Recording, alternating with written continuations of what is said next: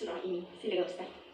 Bismillahirrahmanirrahim. Alhamdulillahirabbil wassalatu wassalamu ala al-asyrafil anbiya'i wal mursalin wa ala alihi wa ashabihi wa man tabi'ahum bi ihsanin ila yaumiddin. Amma ba'd. Alhamdulillah. Pertamanya kita memanjatkan segala puji dan syukur kepada Allah. Kerana dengan limpah rahmat kurniaan, walaupun dalam keadaan Allah uji kita, dalam keadaan Allah memberikan ujian yang kita kena tempuh, maka sebagai seorang mukmin kita sentiasa bersyukur kepada Allah Subhanahu wa taala kerana nikmat keimanan kepada Allah. Alhamdulillah, terima kasih kepada Dewi, kepada semua kru TV Al-Hijrah. Walaupun dalam pandemik Covid, mereka bertukus lumus kru TV Al-Hijrah untuk memberikan input yang terbaik dalam semua aspek. Moga-moga dirahmati dan diredai. Dan kepada semua sidang penonton yang dirahmati oleh Allah Subhanahu wa taala. InsyaAllah pada pagi ini mari sama-sama kita mentadaburi satu ayat yang mana Allah Subhanahu wa taala berfirman di dalam surah An-Nisa ayat 83. Moga-moga dengan kita memahamkan diri kita di dalam firman Allah Subhanahu wa taala menjadikan kita hamba Allah yang bertakwa, yang patuh pada perintah Allah Subhanahu wa taala. Jadi sidang penonton, mari sama-sama kita mentadaburi dan kita lihat apa yang Allah Subhanahu wa taala nak cuba sampaikan kepada kita. Moga-moga kita dapat mengambil pengajaran insya-Allah. Bismillahirrahmanirrahim. Wa idza ja'ahum amrun minal amni awil khawfi adha'u bih walau radduhu ila ar-rasul wa ila ulil amri minhum la'alimahu alladhina yastanbitunahu minhum walaula fadlullahi 'alaykum wa rahmatuhu lattaba'tumus syaitana illa qalila. Allah Subhanahu wa taala berfirman di dalam surah An-Nisa ayat 83. Dan apabila datang kepada mereka suatu berita, pengkhabaran yang menceritakan ataupun yang mengenai keamanan dan kecemasan, kata Allah Subhanahu wa taala, mereka terus menghebahkannya. Padahal kalau mereka kembali sahaja hal itu kepada Rasul dan kembali kepada pemerintah, orang yang berkuasa, iaitu pemilik kerajaan, di antara mereka tentulah hal itu dapat diketahui oleh orang-orang yang layak mengambil keputusan mengenainya di antara mereka.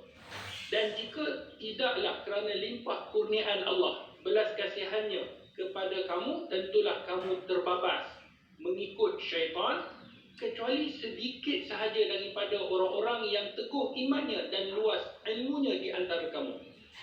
Kata para alim ulama, berdasarkan dalam ayat ini, kita faham bahawa agama memberi ruang kepada pihak yang bertanggungjawab, iaitu pihak yang ada berautoriti, yang mana kita tahu kerajaan hari ini, seperti mana di dalam firman Allah Subhanahu wa taala, apabila datang sesuatu berita mengenai keamanan ataupun kecemasan, kadang-kadang masyarakat kita suka dengar selain daripada pihak berautoriti. Inilah yang menjadi masalah, seperti mana yang disebutkan oleh Nabi sallallahu alaihi wasallam dalam sebuah hadis yang dikeluarkan oleh Abu Daud, ketika mana mensyarahkan di dalam tafsir Imam Ibn Katsir mensyarahkan ayat ini, Dewi, Nabi sallallahu alaihi wasallam menyebut, kafa bil mar'i ithman an yuhadditha bi kulli ma sami'. Kata baginda Nabi sallallahu alaihi wasallam, cukuplah seseorang itu mendapat dosa jika menceritakan apa sahaja yang dia dengar daripada orang lain. Yang inilah yang berlaku dalam masyarakat kita ketika mana mereka berbicara tentang vaksin. Mereka lebih suka mendengar teori-teori konspirasi-konspirasi yang tak betul.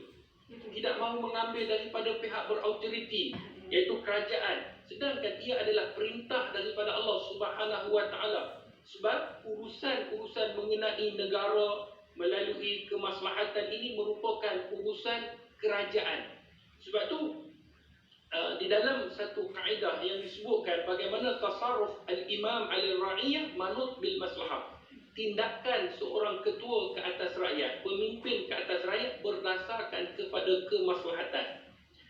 Seperti mana yang kita faham daripada ayat ini, bahawa Allah Subhanahu wa taala berikan supaya kita ni kembali kepada Allah dan Rasul. Bukan itu saja, kepada para pemimpin, yang mana mereka ini membuat satu keputusan, dan keputusan itu adalah kemaslahatan dan untuk kebaikan masyarakat.